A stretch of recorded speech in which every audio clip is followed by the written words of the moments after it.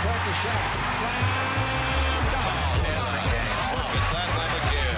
Barkley just won't be denied. Here's Isaiah. Let's see what we got. Chance here for Dennis. There's the shot. He ties the NBA record.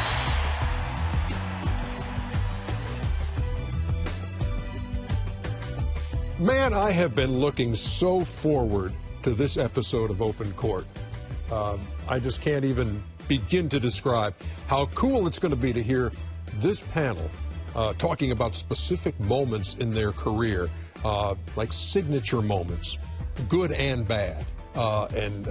Here's the panel. We'll get through the intros. There's Shaquille O'Neal. You've seen him, you know him, you love him. There you go. There seems to be some type of palpitation in there. Cut that machine Or on. is that A pacemaker, Ernie. a pacemaker? A TENS unit on. TENS unit going. Clear. That's a pacemaker. All right, Kevin McHale also. Can you make your pecs dance as well? I cannot. Leave my peck alone. Yeah, what he said. Charles Barkley is right here. What are you? You're also trying to, but you're just going like this. That's impressive. Zeke? I ain't gonna even try. No, thank you very much. Isaiah Thomas is here, and then 3D. What are you doing? What are you doing? I got small pacemaker. That was like the worst way to start a show of all time. Anyway, here's what we're going to talk about, and everybody gets a segment here in the show. You've got the first segment. Okay. And so we want to go back to the Silver Dome for your best moment. Any background you want to give us on this before we roll the tape? Well, it was '87. It was Mother's Day. Yep. Playoff game against the Hawks. Playoff game against the Hawks. I had just finished getting my degree at Indiana. My mom couldn't come to the game. She was walking across the stage at Indiana, receiving a diploma for me, and I made the game-winning shot against the Atlanta Hawks. Let's roll that tape, and you can and just take me through this as the play unfolds, and just how you remember it all going down. Well, we had lost the year before to the Hawks, and we were battling, trying to get past them, and as you can see, it was a close game. I remember Chuck calling the play at the end of the game, and Chuck Daly. Yes. And I wanted to get to my right hand. Here's Isaiah. Let's see what we got. All the way up. Go! And once I turned the corner and I saw Antoine Carr slide off, I knew I had my shot. And you can see how happy I was. I did my little happy dance. Yes, you did. And is this the game where Chuck was calling a different play and he was like, we ain't running that. You just going to have to give me the ball, Chuck, and let me go to work? No, that was 1990. Okay. All right. Okay. But at the same time that we relive this through your eyes, you guys all jump in. You all remember when this happened too, Chuck? Yeah. You know, there's no better feeling, and it doesn't happen that often. No matter how great a player you are, it's very seldom you actually hit a game-winning shot. Right. Like, there's always some back and forth, but very seldom do you get the chance to actually make the shot that ends everything. And that's always a cool feeling. But I can understand, I know Isaiah was really close to his mom, but to have that dynamic where she's accepting his diploma and she hitting the game-winning shot, that's pretty much is a perfect day. Ford is getting ready to beat you right after that, didn't he? Yeah, exactly. We were trying to find out who was going to take the beating. who was going to go? But it was us in Atlanta, you know, trying to figure out who was going to be that next team. And Atlanta had beat us the year before. Yep. And I remember Patti LaBelle came out with that song in '86. I'm on my own. Why did it have to end this way? This ain't the way. And I remember driving out of, you know, when Atlanta beat us the year before, and that song was playing. And I came back the next year, and I was like, we ain't losing to them. And I got a chance to make that shot. Where did the happy dance come from, by the way? It just spontaneously, it just came out. I really don't know where that came from. I swear I mean, to you God, hadn't done that before. I had never done that before in my life. I mean, that just came out, and Because the hand behind the back. Holding the and ball, I was so happy that we had won. Show us right now, Isaiah. Show us. I didn't realize that I had to do that.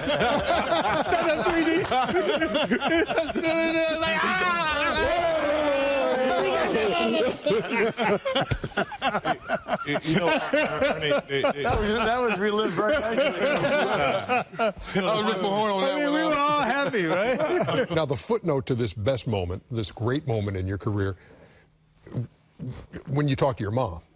I mean, so my mom, you know, from Mississippi, she was from that generation that wasn't allowed to go to school, that wasn't allowed to get an education. And so my mom never got a chance to get a grade school diploma, high school diploma, none of that. And all she wanted was for her kids to be educated. Mm-hmm. And to have my mom be able to walk across the stage On Mother's Day. With a cap and gown on, and then have the students at Indiana University, you know, applaud her. I mean, there's nothing like that moment. So tell me what the phone call was like. After you win because that was an afternoon game. Yeah. You win that and beat Atlanta. She has the day getting your degree. Yeah. So she's at Jimmy Ross's house, who's not alive right now, but she's at Jimmy Ross's house in Indiana. And, you know, my mom liked to drink. You know, so they full, right? They're full. They feeling good? Yeah. They're feeling good. Yeah, you know, they were full.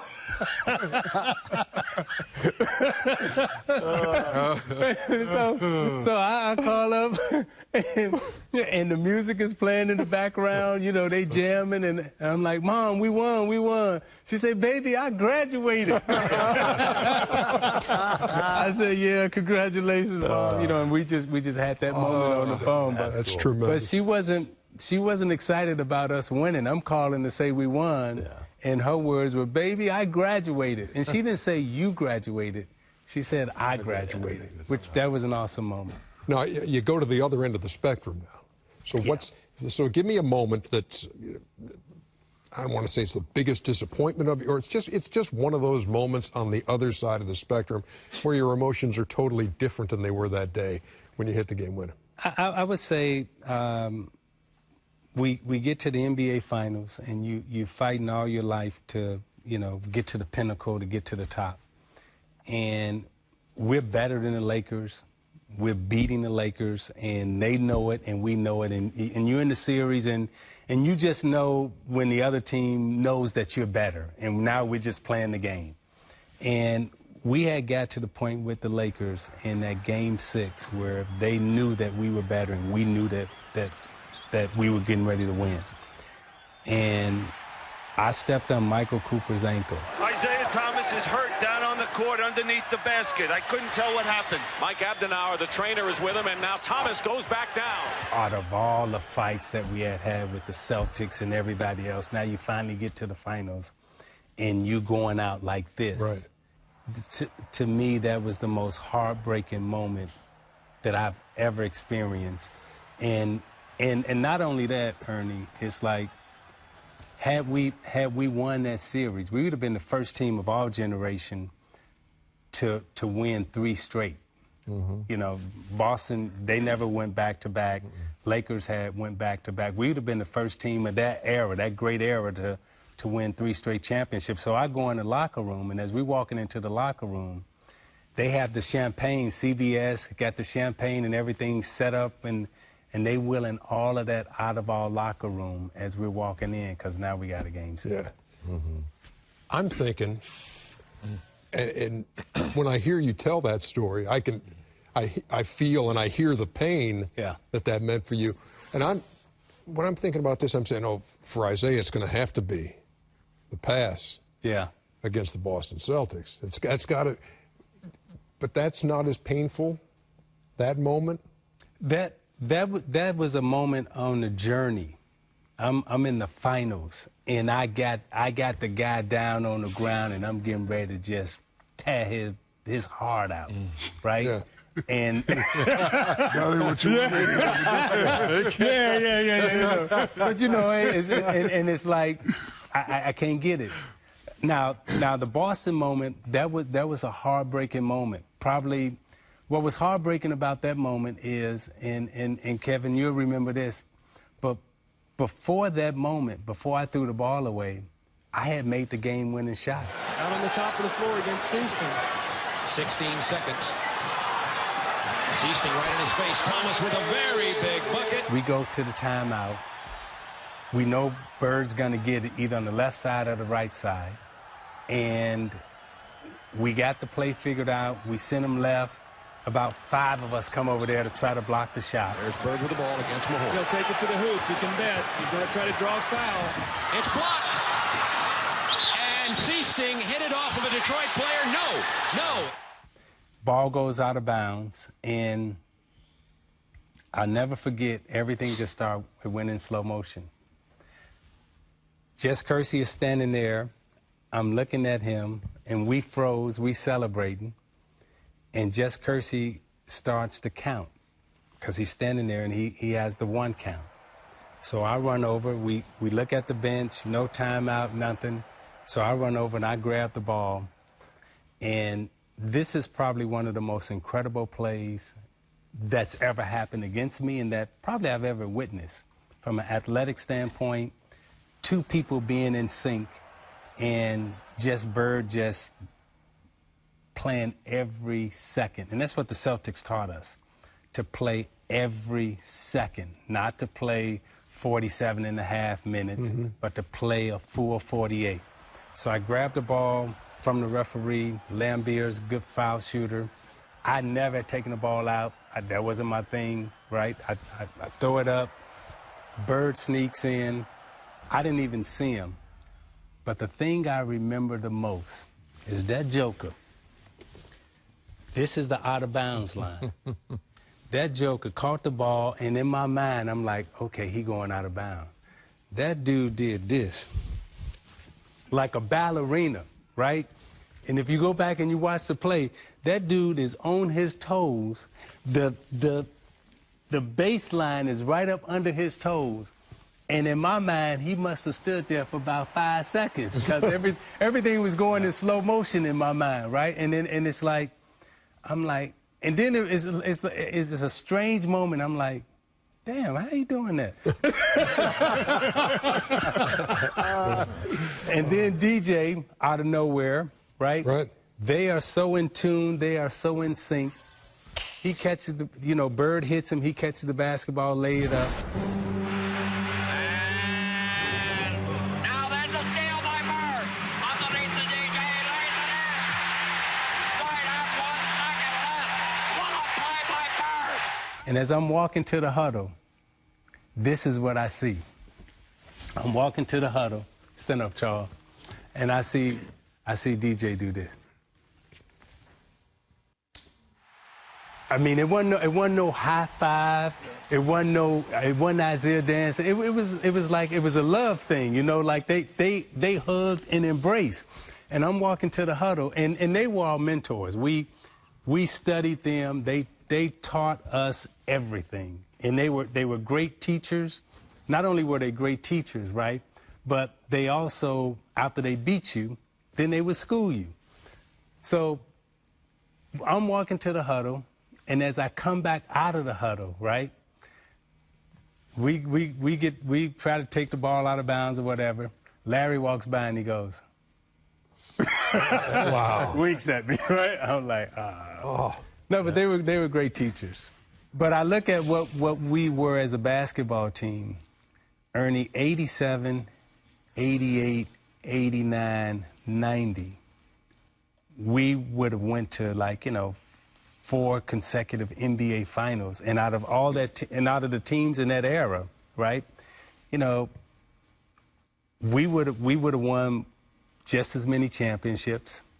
We'd have been in just as many more finals, and history would have treated the Pistons a lot different had those 2 things not happened. And had we not made the play, had I not sprained my ankle. The high and the low for Isaiah Thomas. When we come back, Shaquille O'Neal is up. With the things you'll never forget, good and bad. We'll be back. Shazam. Kazam. Shazam.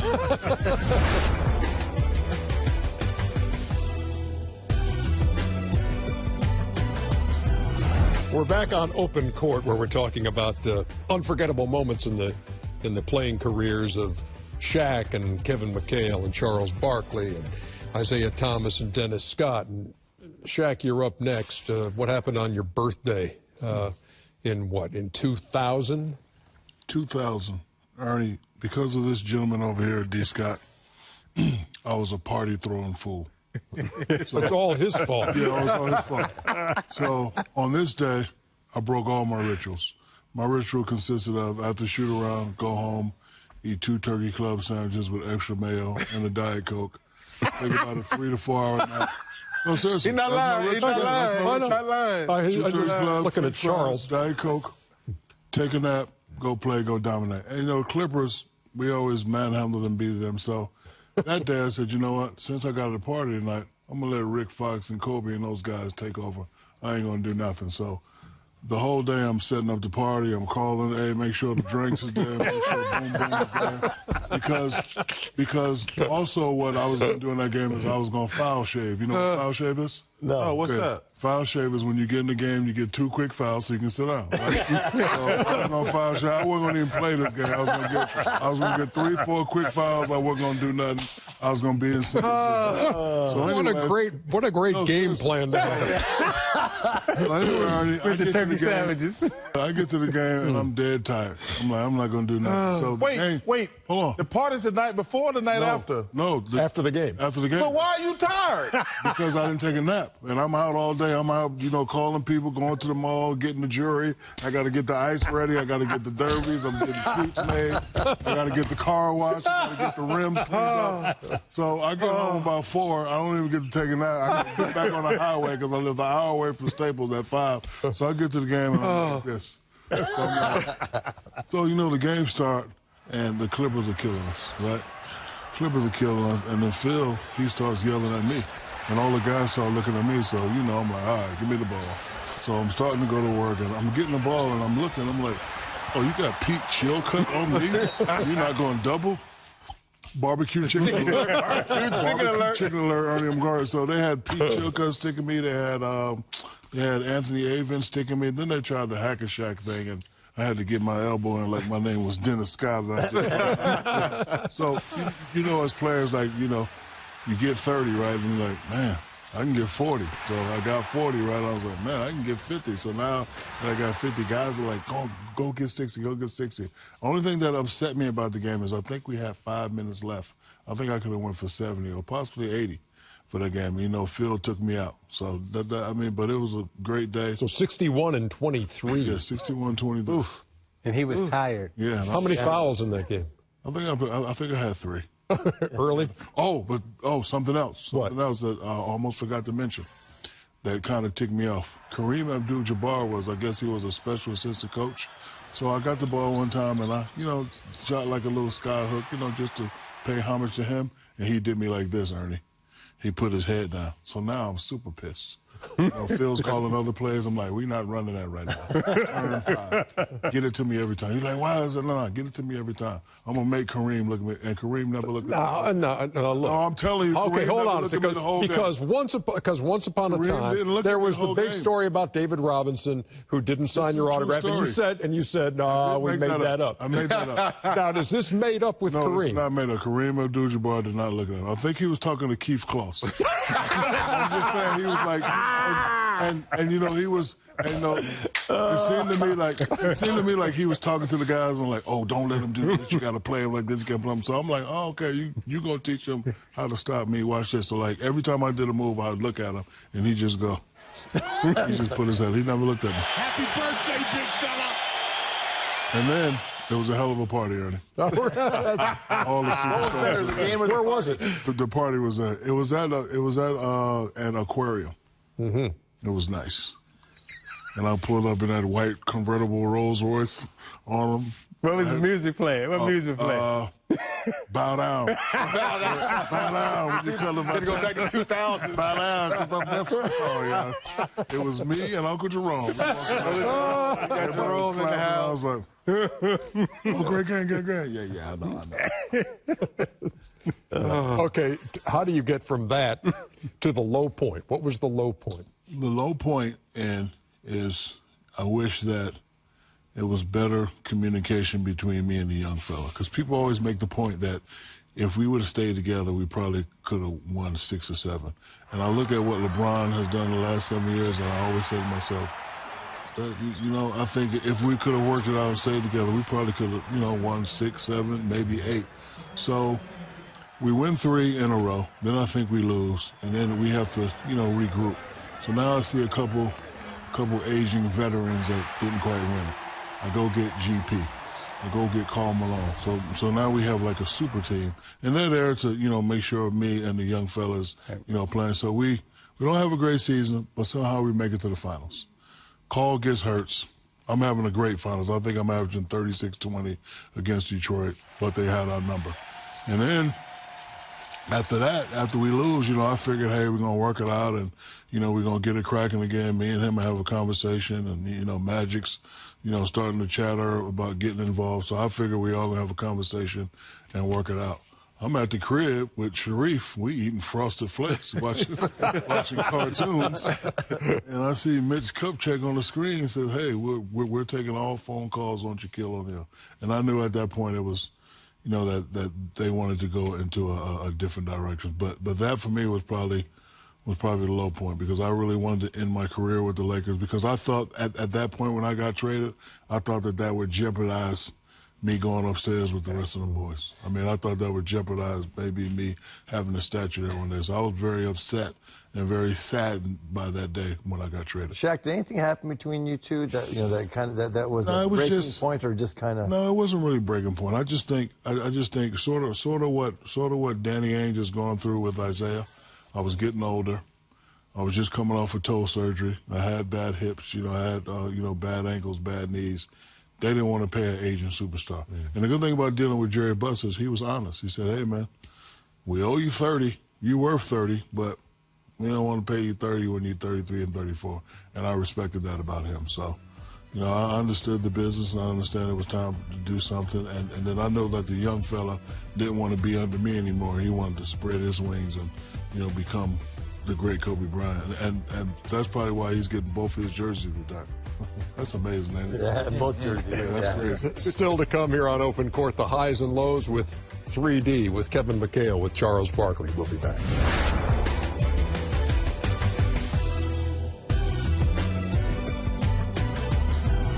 We're back here on Open Court, and it's...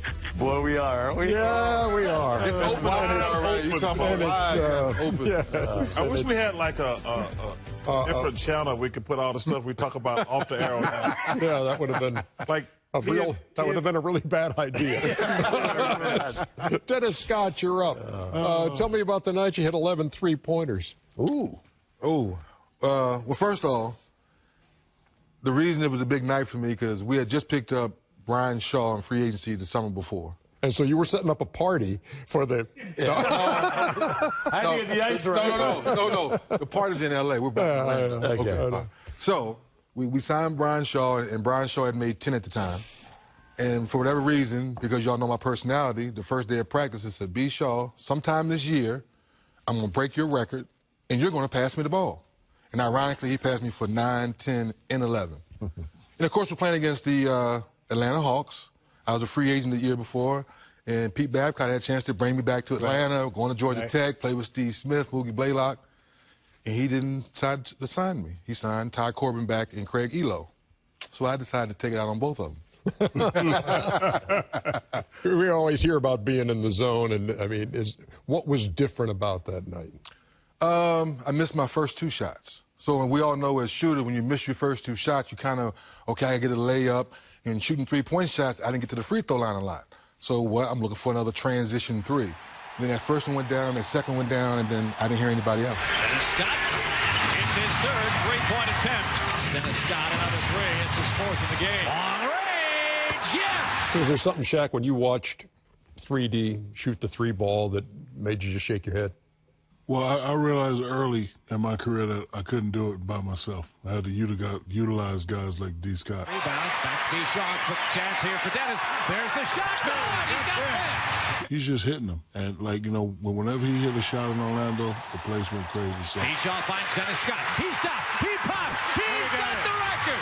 He's got the record. record. Hey, broke Brian's record. Had the record. Dennis broke it. 11 three-point field goals in the game for Dennis Scott. Dennis, let me ask this question. I have said on the air the last couple of years, there's so many guys now who just stand on the three-point line. Do you think it hurts you? Because I think some guys, like, they just take them out the game. They're like, don't leave that guy. Do you think being a great shooter and, number one, just standing there at times hurt your game at times because they didn't let you work on putting it on the floor and making your own move? Yeah, it was a blessing and a curse because the people that saw me play at Tech like you did, Ernie, saw me post up, saw me handle the ball, take it off the dribble. But this is the part, I can say it now finally, this is where my intellect of the game really kicked in. I'm playing with him, and I'm playing with Penny Hardaway. Do I want to take 25 shots a night and go home early? Nick, you want to take 25 shots, go home early? Or do you want to feed these two young superstars, let's win and eat and go to the finals? So I chose to eat, throw the ball inside, find open areas, and the transition in three is what separated me from anyone else back in the 90s. Yep. Where Steph Curry and Clay and James Harden, I say, guys, go watch the tape. I was doing it in the 90s where old school basketball was inside out. And analytics, I was doing in the 90s. If you took 10 twos and I took 10 threes, I've always made more points than you. So that's what let me know that, hey, maybe I was ahead of my time a little bit, shooting the basketball and being unselfish and realizing when you got a beast like that, you had a young Penny Hardaway before his knee injuries. Before Penny Hardaway's knee injuries, yeah. And then now you see why I said, I'm going to ride these two big guys. Let's go eat and have some fun. I've said this before. If Penny Hardaway and Grant Hill don't get hurt, you know, the standard for that position is a little different, you know. So that's what I was dealing with every day. And you see guys say, well, man, I want to get 25 shots a night. Man, I'm trying to win. I'm trying to eat and trying to go deep into the playoffs. So that's what was, to your question, Charles, it was a blessing and a curse. Take me to the other side then. Give me a bad night. Well, the bad night was to Charles. Great question, Charles. So they started putting little guards on me. Kenny Anderson comes into the league. We're playing against the New Jersey Nets at home. You probably remember this. They put Kenny Anderson on me. So I'm like, Brian, put me in the post. No, we got Shaq and Penny in the post. I have a little guy on me. Let me show the rest of the world I can post up a little bit. Right. So they're running me off screens. He's shooting the gap, and I go 2 of 17. Remember that? And I put it on my locker, and it stayed there for the next couple of years. And I said, never again will I allow another team to put a small guard on me because, to your point, when you're a great three-point shooter, they don't run a lot of plays for you, a lot of post-up plays. But 2 of 17, and Kenny Anderson still reels me to this day about that. Here on Open Court, we still have to hear from Kevin McHale and Charles Barkley on those unforgettable great moments and then those moments you'd rather no one bring up. They'll be back.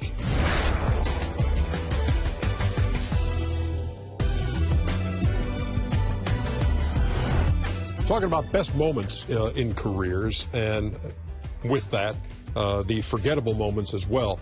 But we always start with the positive, and 44 and 24 is a good place to start when we talk about you, Chuck.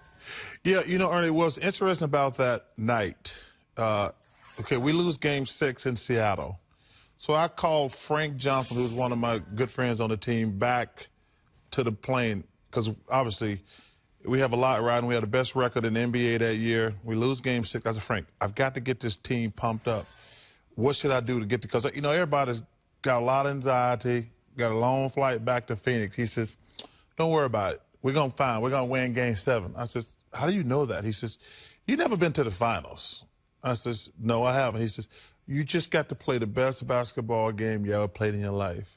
I says, really? That's a good, interesting point. And I said, okay, but I said, I got to get the rest of the team. He said, just go and just BS with them. Just make them laugh, have fun with them, but all the pressure's on your back. You know, he said, you won MVP. You never been to the finals. You got Game 7 at home. You just got to play the best basketball game you ever played. Barkley just won't be denied. Barkley. Backdoor on Sean Kemp.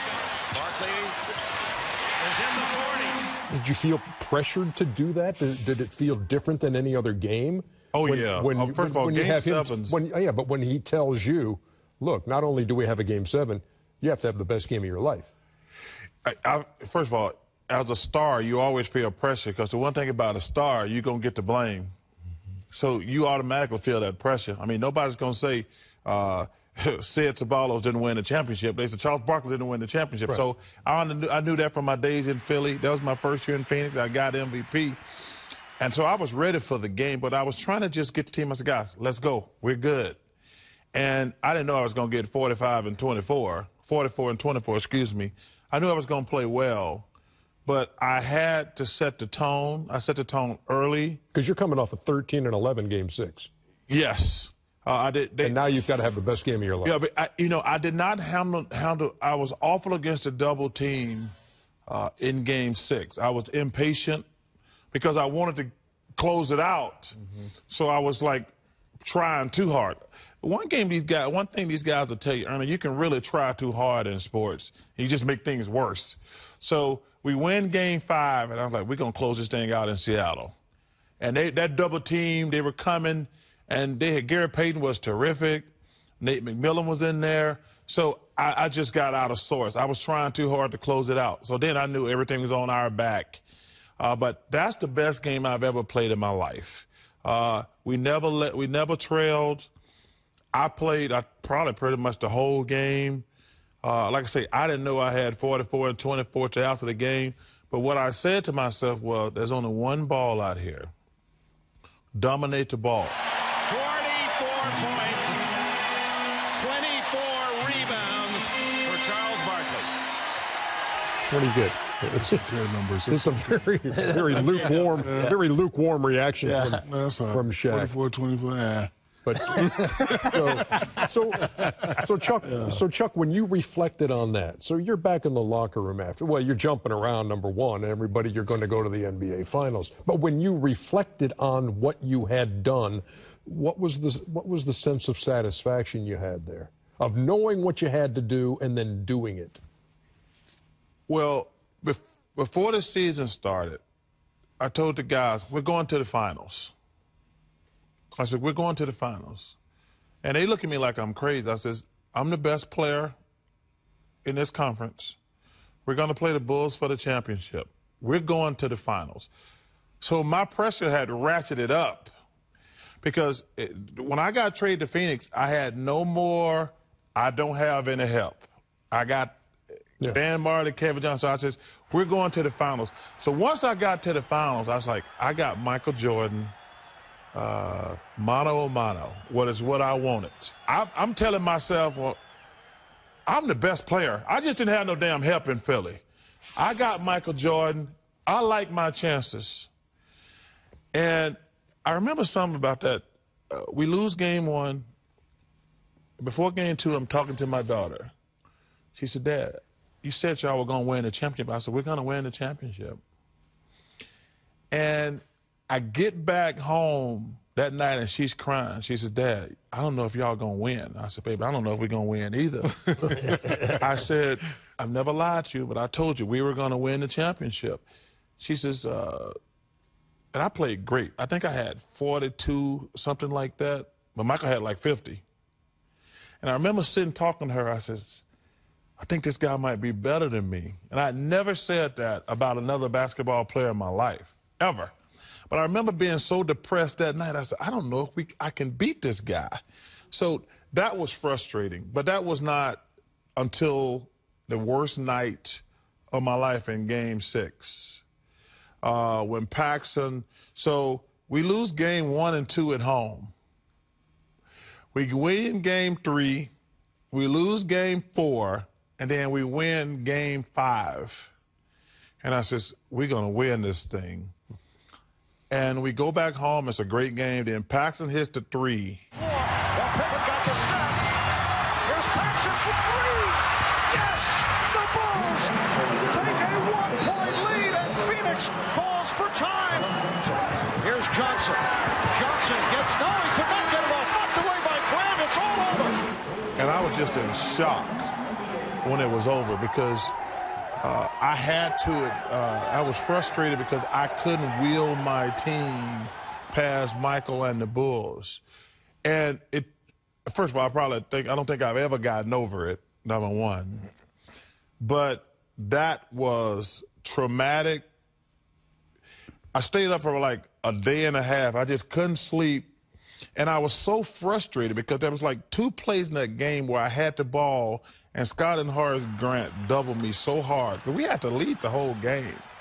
And Paul Westphal called my number twice, and Horace and Scott had made me pass the ball. And I'm still mad to this day that I should have been more aggressive, but it would have been a bad basketball play. But that to me was just a traumatic, awful night in my life. What is that locker room like, Charles, after that? Is there anger in there? Is just there frustration? Is it just head hanging? Take us, because we've seen the other side. We've seen the celebration in a locker room. Take me inside the loser's locker room when you lose it that way. It's emotional. There's crying. It's really quiet. Did you cry? I did. I did, because I did. But the locker room is really quiet. It's really quiet because it's just your guys and the coaches in there. Because, you know, we love the fans and everything and all this stuff, but, like, your guys, when you get that far, like, as great as Isaiah Thomas was, as great as Shaq was, as great as Kevin was, like, you don't get to the finals every time. Like, you lose more than you win. You know, like, there's a lot more losses. You know, Isaiah, they won the championship twice, but you probably played 13 to 14 years, right? Yes, 13. So you lose a lot more. Like, Shaq played 20 years, and he was blessed to win the championship 4 times. So 16 times, you're down and depressed, and it sucks. And it's just really quiet, and it's painful. And you haven't gotten over it? No, because the thing that you don't get over is you're like, man, I saw Scotty coming down. Horace had me. So you're still replaying that? I have, and I've seen the game a couple times. I'm like, man, I should have tried to split that double team, but because it was 2 plays in a row. Because we were up, obviously they hit the 3, so the 2 times down we did not score. And I was like, I've seen that play, and I was like, that's a bad basketball play, but I'd rather lose it myself. No, make a good basketball play. Charles, how often did you fight yourself with that? I know dealing with him, but knowing that most times you could split that double team, but are you thinking, am I making the best play for the team, or do I let my ego take it because I know I can take both of these guys? What was your biggest struggle with that? You have to trust your teammates, because I see guys all the time like, dude, you can't split a double team, especially Horace Grant and Scottie Pippen. They're 2 great defensive. 16 long arms. Yep. Because the thing is, not only, see, the other thing is, you got them 2 guys box you in, and then you see Black Cat. That's what we used to call Michael. You see Black Cat like right there. He's like in the safety position. Like if you don't throw it perfect, he's gone with it. So I know I made the proper basketball play, but you're just like, man, because you always say, could I have done more? You always say that. When we come back, last guy up, Kevin McHale, the good and the bad, after this.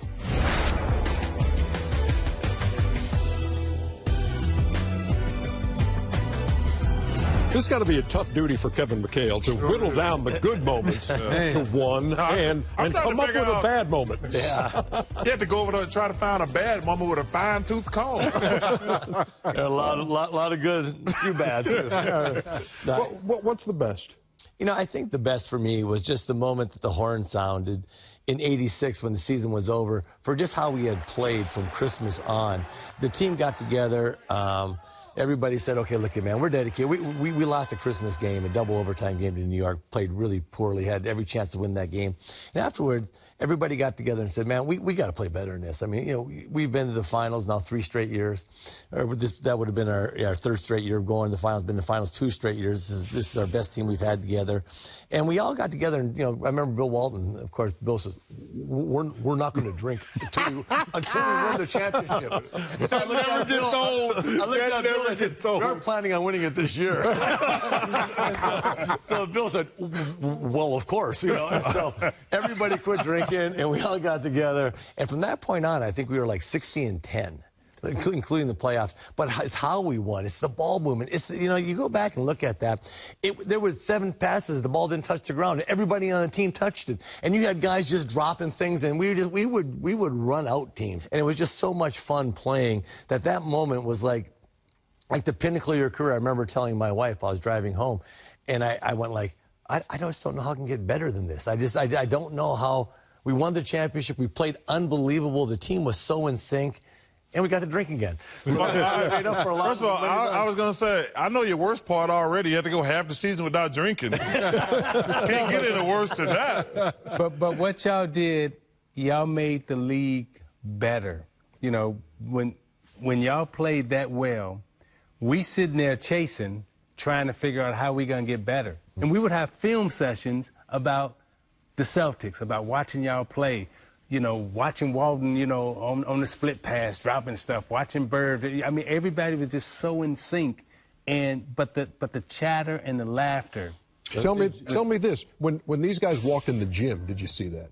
Was there that swag when it was like, oh, look at these guys? No, that's so everything they did to us, we did to Chicago. Yeah. I mean, because they would walk in the gym, and you never had the idea that you would beat them. You just didn't want to get embarrassed. Like when you were playing against them in '86, it was like, hey, look, man, we don't want to lose by 40. And I think that was that in '86, was that one of the nights you dropped 60 on us? Yeah, that was '85. I think I dropped 60. I'm sorry. Yeah, you're You know what's interesting about these two teams, Ernie? Everybody hated them. Mm-hmm. Like, I used to tell people, when you played the Pistons, you call your family and tell them goodbye just in case. Because you knew they were going to, they had all them guys who were going to use their 6 fouls. Mm-hmm. So we're playing the Celtics in a preseason game, and I'm playing with these guys hated the Celtics. And what's interesting, we bump into these guys. I'm like, I don't know anything. I'm a dumb rook. We bump into these guys in Vegas, and they're the nicest guys in the world. Yeah. And I was like, I'm telling these guys the next day, I don't even know why. I don't even know how we ended up in Vegas. And I'm hanging out with these guys, and they're cracking jokes, and they're all cool. And I try to tell the guys on the team the next day, man, the Celtics are great. They're like, hey, man, do not talk to the Celtics. Do not talk to the Celtics, you stupid. Because we, like I say, and then we had already, like, I knew there's a big difference we got to fight with these guys in the preseason. Yeah. And, we'd be joking around before the game. They would, but then we play the Celtics in a preseason game. I was like, wow, something going on here. And before I know it, we're throwing elbows, we're punching people. It was two different dynamics of these teams, because they were really nice guys, and everybody hated the Pistons because they were going to maul you. The East would not be what it turned out to be and what it is today had the Celtics not been great champions and great teachers. I mean, and we were fighting you hard. Oh, yeah. But after the game, you know, hey, man, how you doing? Hey, good luck tomorrow. We still going to kick you. I think that was funny, because I knew Isaiah and I were roommates back when the Pan Am games, and Coach Knight, and there was a lot of stories about that. That's for another show. Yeah. But anyways, like before the game, you know, Mahorn and Lambier would be there, and I'd go, hey, Zeke, I'm going to bust these two guys' fat ass for you. And yes. He would go, why do you say that? You just get mad. And I would start laughing. He'd go, there you go again. Talking like that. But after the game, he'd go, quit doing that, man. Yeah. I said, what? They could play any dirtier? Yeah. My thing was this, Charlie. They couldn't play any dirtier. Yeah. Here was the thing. Yeah. So they just would foul me more. I'd never forget. Mahorn got home, man, because I said, I'm busting your fat ass. Yeah. Said, I'm going to foul you every time. I said, good, that's 12 free throws. and so do you remember when Mahorn, it's like we couldn't stop him, right? So McHale had this thing every time before he shot a free throw, he had to go get the towel, right? He would go get the towel under the basket, wipe his hands. So Mahorn started blowing his nose in the towel. He would blow his nose in the towel and throw it under there. Okay, so you have whittled it down to a moment, a disappointing moment. I guess, I don't know, a moment you could have back if you... Yeah. I don't know if it would have been different, but tell me. Well, yeah, 1 year later, it's 1987, we're back in the finals, we're playing the Lakers. And starting about January, my foot really started bothering me. And back then, the trainer would be like, you know... You're fine. So, yeah, suck it up. Go play. Yeah, go out there and play. And, you know, I mean, every week I'm like, you know, it's not getting any better, and it's bothering me more and more and more. We get in the playoffs. We play in Chicago in the first round.